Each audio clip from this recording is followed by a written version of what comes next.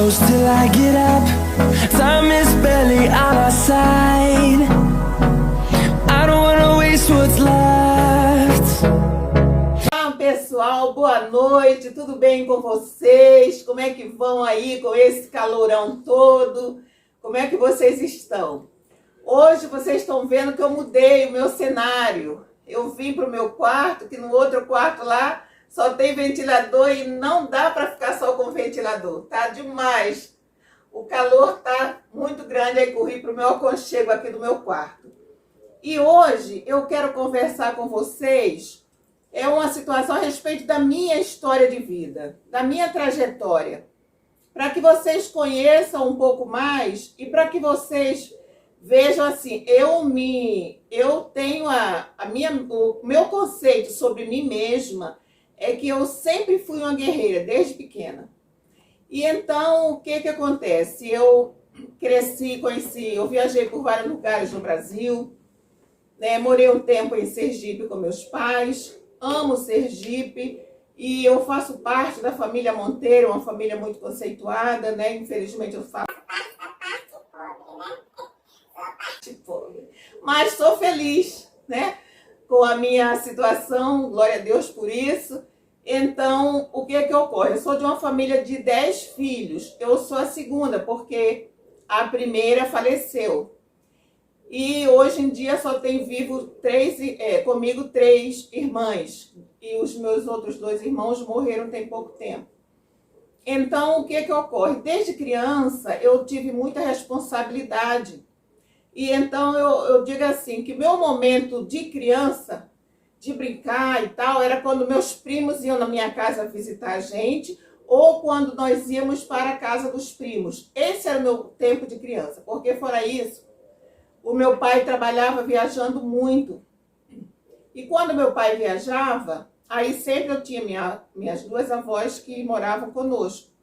Algumas vezes a mãe do meu pai ficava com a minha outra tia, mas sempre conosco tinha minha avó Maria. Só que a minha mãe, ela viajava com meu pai. E ali ela falava, Céia, fica de olho em tudo. Olha direitinho as coisas aí, toma conta disso, toma conta daquilo. E aquilo foi me trazendo dentro de mim uma visão de que eu era responsável por tudo. E aí o tempo foi passando e ela continuou na mesma situação. E eu cada vez mais sobrecarregada, amando meus irmãos, cuidando como se fossem meus filhos, mas me sentindo sobrecarregada. E aí o que acontece? Meu pai não permitia que eu fosse a festas, nenhum tipo de festa. Aí eu tinha minhas colegas de colégio e tal, e elas não podiam me chamar para nada, quando participava de nada, e eu só poderia sair para a igreja com meus pais e com meus irmãos. Então aquilo foi chegando uma determinada época da minha vida que eu comecei a ficar muito insatisfeita. Cuidar dos meus irmãos, para mim, já não era aquilo que eu queria, só aquilo, ainda que eu os amasse e amo todos eles. Mas aquilo já começou a me trazer uma insatisfação muito grande. Porém, até os meus 17 anos, eu nunca namorei. Embora que meu pai, ele era dono de empresa de construção civil, e sempre ele recebia na nossa casa pessoas, né? Rapazes, engenheiros, isso e aquilo, e muitas vezes eu fui cortejada dentro da minha casa, pessoas querendo casar comigo, querendo namorar comigo, e eu nunca quis. E aí o que acontece? Um belo dia eu estou na minha casa e aí eu vejo subindo assim, que tinha uma calçada, né? Uma calçada para subir lá em casa, uma calçada não, escada. E aí eu vejo o que se tornou o pai dos meus filhos, um chamado Vanderlei. Eu nunca tinha visto aquele homem. E aí ele me via todos os dias levar meus irmãos para a escola, voltar e tal. E aí ele tinha falado para a mãe dele, segundo eles me disseram depois, que olha mãe, eu vou me casar com aquela garota. Aí ele foi falar com meu pai que queria me namorar.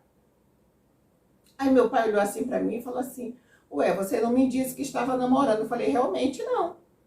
Mas você quer namorar com ele? Aí eu olhei assim para ele. Olha o erro. Olhei para ele, olhei para minha mãe, para meus irmãos. Aí meu pai perguntou, você é de qual família? Onde você mora e tal? Aí ele começou a dar, né, o nome da família, onde ele morava, aquela coisa toda. Ele morava bem perto da gente, eu nunca tinha visto o dito cujo.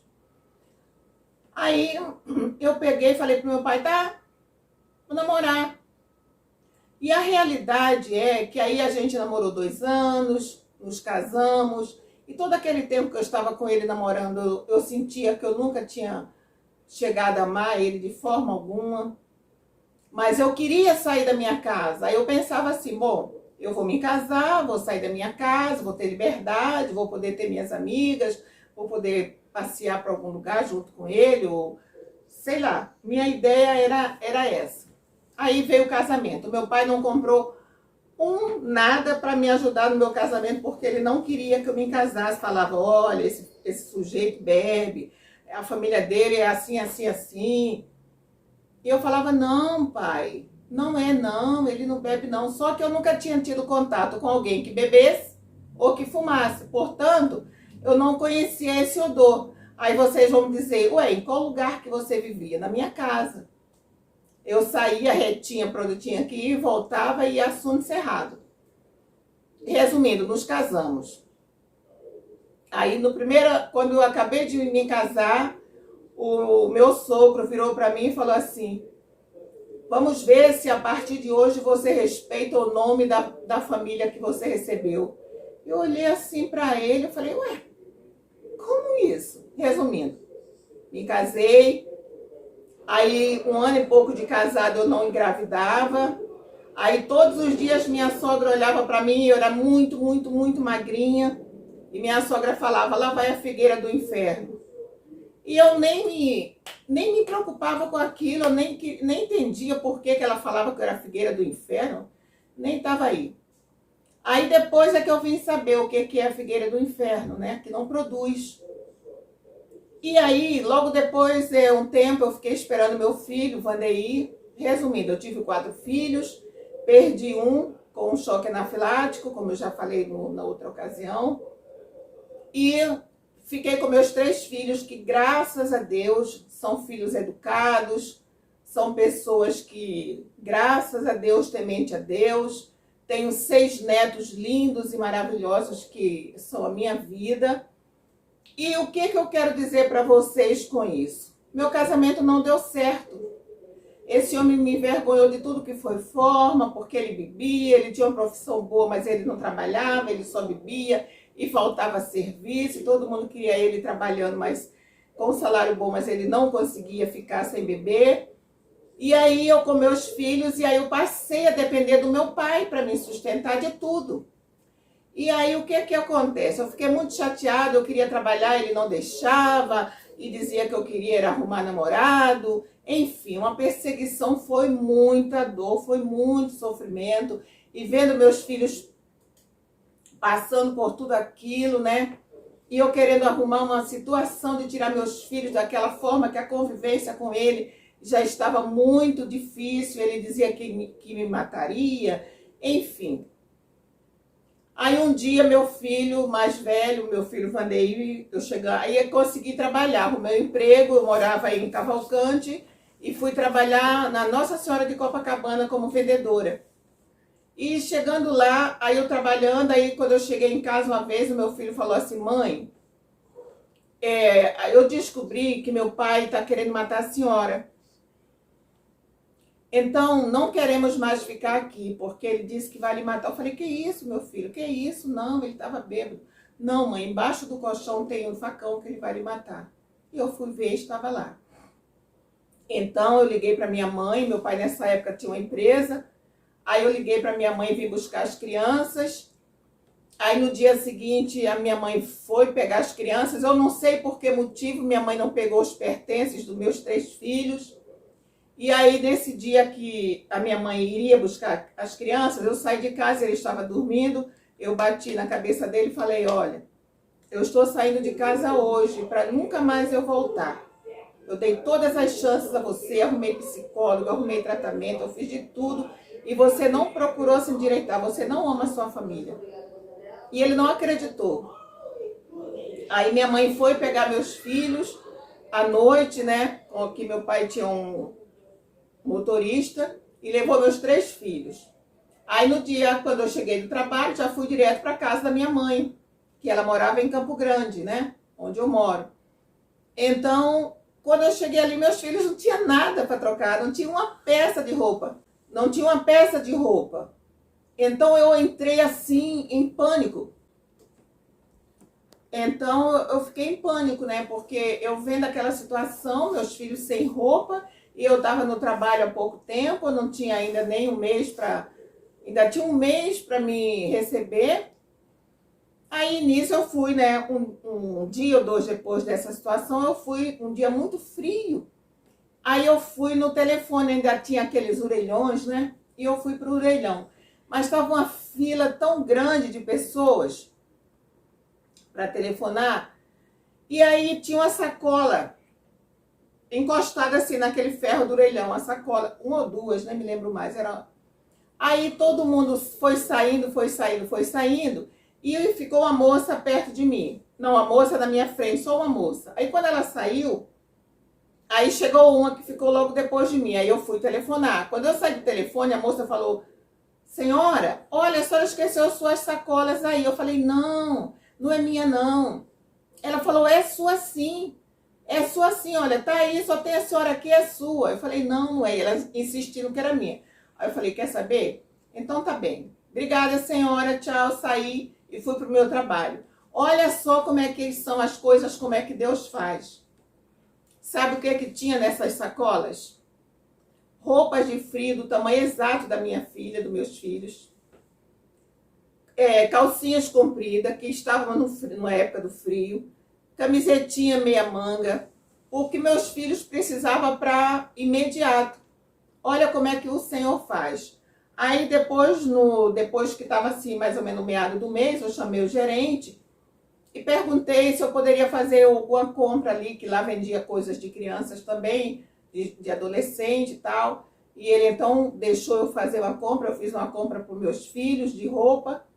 E aí fomos indo, né? E aí nisso, aí eu comecei a caminhar, né? E o Senhor sempre me ajudando, meus filhos estudando, não pedi nada para a família dos meus filhos. Eu fui à luta, não permiti que meu pai me sustentasse, porque é isso que ele queria fazer, e meus filhos. E aí eu fui, Deus foi me abençoando. Mas o que eu quero falar com isso? A minha vida foi muito difícil. Muito difícil. Mas uma coisa eu quero falar para vocês. Nunca, em momento nenhum da vida de você que está namorando, e você que não ouve o conselho dos seus pais, não faça. Quando um pai ou uma mãe disser: olha, não faça tal coisa, não discuta. Respeite, ouça seus pais, porque foram 14 anos que eu vivi de inferno na minha vida. A única alegria que eu tive foi de saber que eu tinha meus filhos e eu amava sobre todas as coisas. E inclusive teve período que eu falei: Senhor, eu estou fazendo meus filhos um altar, né? Eu estou assim, colocando meus filhos no lugar de Deus e eu não posso. Então, essa situação que aconteceu comigo. E daí em diante, muito mais coisas que aconteceram, mas todas elas eu superei. E depois eu volto a contar. Mas o que eu quero te dizer hoje, nesse momento: obedeça a seus pais. Ouça a voz do teu coração. Eu não amava aquela pessoa. E mesmo assim, eu para sair de casa achando que seria fácil para mim, foi a pior situação que eu me envolvi. Foi essa situação do meu casamento. Tirando a situação de eu ter 3 filhos, que foram assim a minha alegria e ainda são. Então, essa é a minha parte com relação à minha vida da primeira parte. Então, eu quero dizer para vocês: pode não ter sido engraçado, ser maçante, ser enjoado, mas é o que acontece. Muitas vezes milhares de pessoas fazem isso que eu fiz. Então, que vocês aprendam também com um pouco do que só Deus e eu sabe o que eu passei. Quantas vergonhas, quantas humilhações, quanta falta de alimento, quanta falta de roupa, de calçado para mim, para meus filhos. Então, é isso que eu quero dizer para vocês. E quero pedir que vocês me ajudem deixando seu like, compartilhando, Eu só tô com 90 inscritos e eu tenho vídeo aí com quase 500 visualização. Então que vocês se inscrevam, né? Se inscrevam, não custa nada. Dê aquele likezinho aqui para essa lagoana, minha avó de 6 netinhos, que são as coisas mais lindas do mundo. Me ajude aí e eu quero agradecer a vocês que estão me acompanhando, a vocês que têm visto meus vídeos também. Eu quero agradecer de todo o coração. Muito obrigada e fiquem com Deus.